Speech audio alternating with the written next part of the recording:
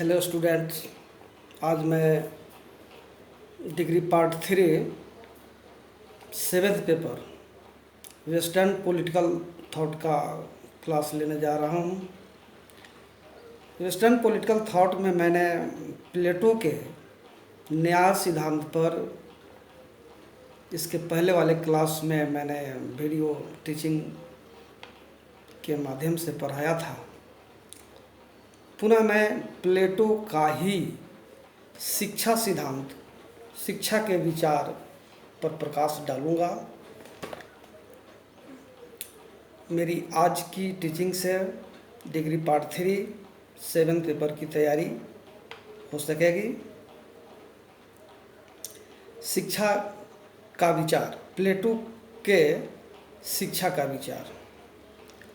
प्लेटो ने अपने ग्रंथ रिपब्लिक में संरक्षक वर्ग की शिक्षा पर इतने विस्तार से और ध्यानपूर्वक विचार किया है कि रूसो को कहना पड़ा कि रिपब्लिक राजनीति शास्त्र का ग्रंथ नहीं बल्कि शिक्षा पर कभी भी लिखा गया सर्वश्रेष्ठ ग्रंथ है।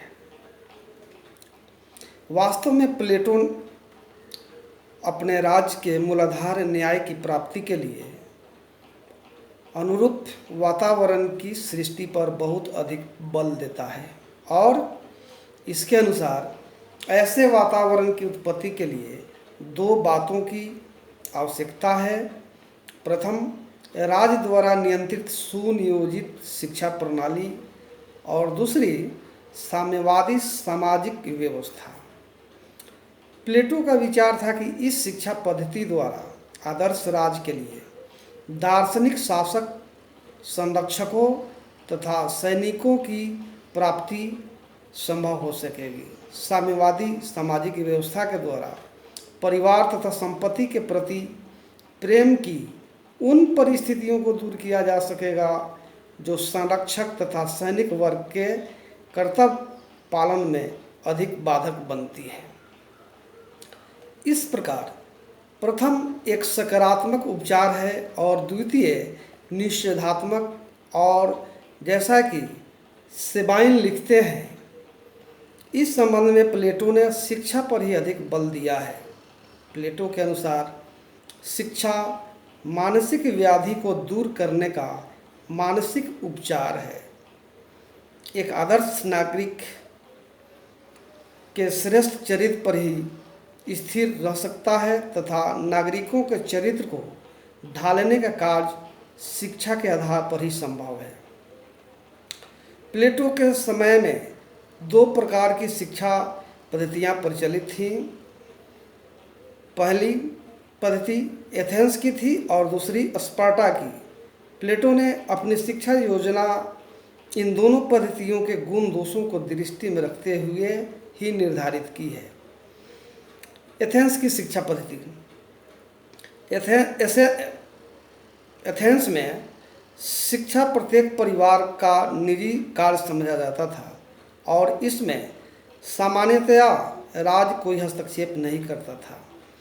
एथेंस की यह शिक्षा पद्धति व्यक्ति के शारीरिक, मानसिक और चारित्रिक विकास के लिए उपयुक्त थी, किंतु इसमें शिक्षा देना राज का नहीं बल्कि परिवार का दायित्व होने के कारण यह शिक्षा राज्य की प्रकृति तथा उसकी आवश्यकताओं के प्रतिकूल होती थी। इससे अज्ञानी तथा निकम्मे प्रकार के राजनीतिज्ञ वर्ग का उदय होता था। स्पार्टा की शिक्षा पद्धति।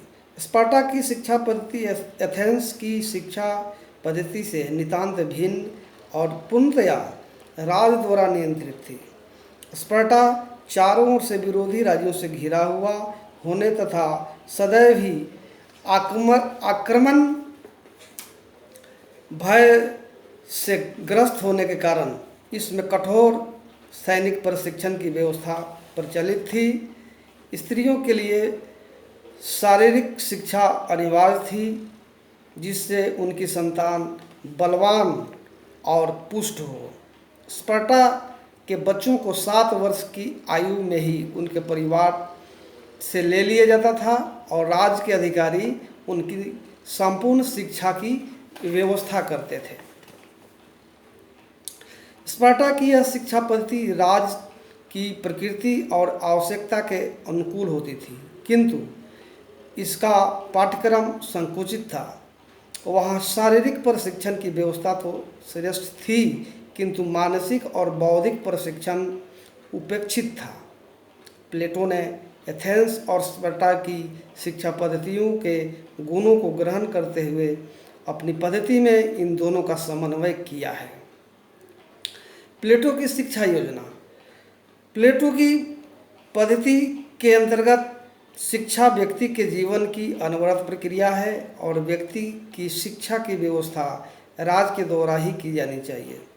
इस पद्धति के अंतर्गत शिक्षा का उद्देश्य व्यक्ति के संपूर्ण व्यक्तित्व का विकास करना है। प्लेटो ने अपनी शिक्षा योजना को 2 भागों में बांटा है, प्रारंभिक शिक्षा तथा उच्च शिक्षा। प्रारंभिक शिक्षा सभी बच्चों के लिए अनिवार्य रखी गई है और यह शिक्षा 6 से 20 वर्ष की उम्र तक चलती है। शिक्षा का उद्देश्य भावनाओं और संवेगों को संतुलित कर चरित्र निर्माण करना है।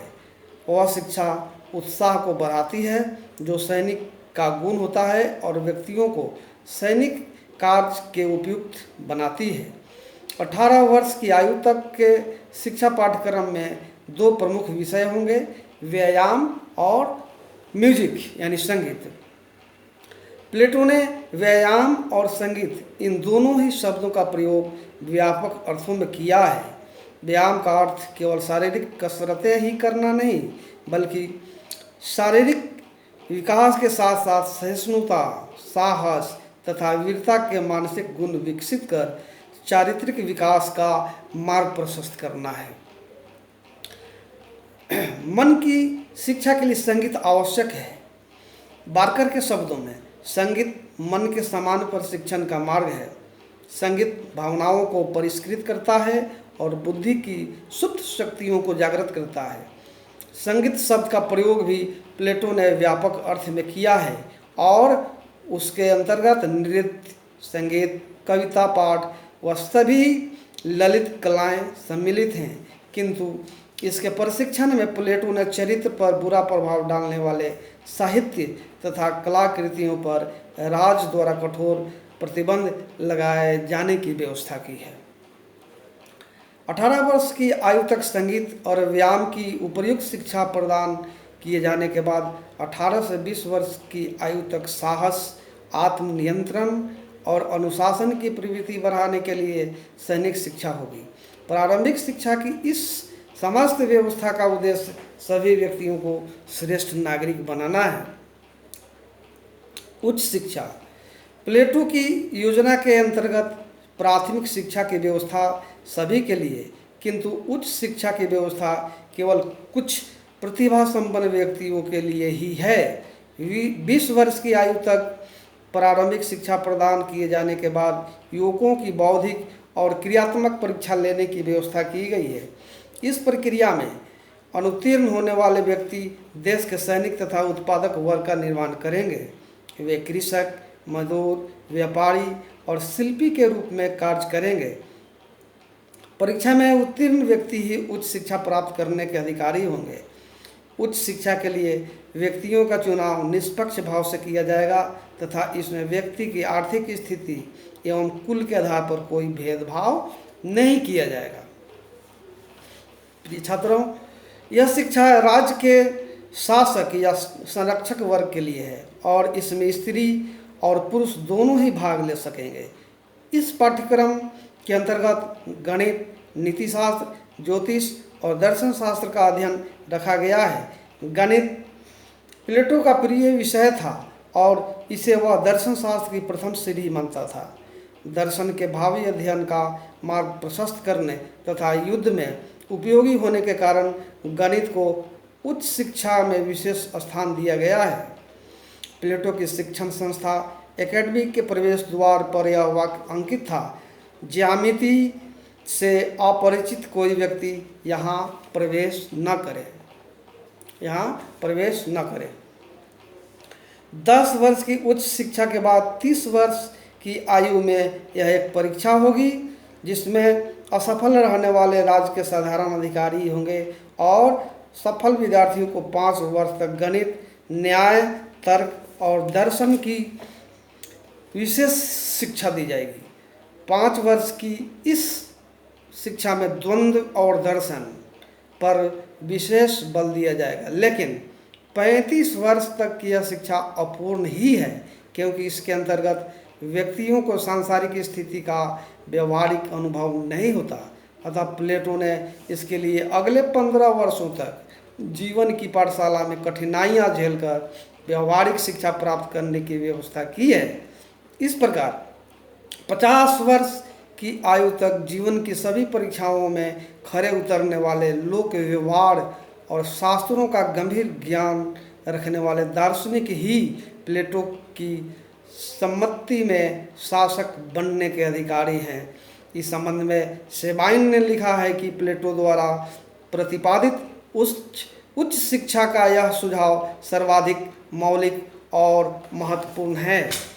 प्रिय छात्रों, मैं आशा करता हूं कि आज की मेरी इस वीडियो टीचिंग के माध्यम से जो मैंने आज टीच किया है, उससे आप अपने 7th पेपर यानी सप्तम पत्र पाश्चात्य राज दर्शन की तैयारी अच्छी तरह से कर सकेंगे। धन्यवाद।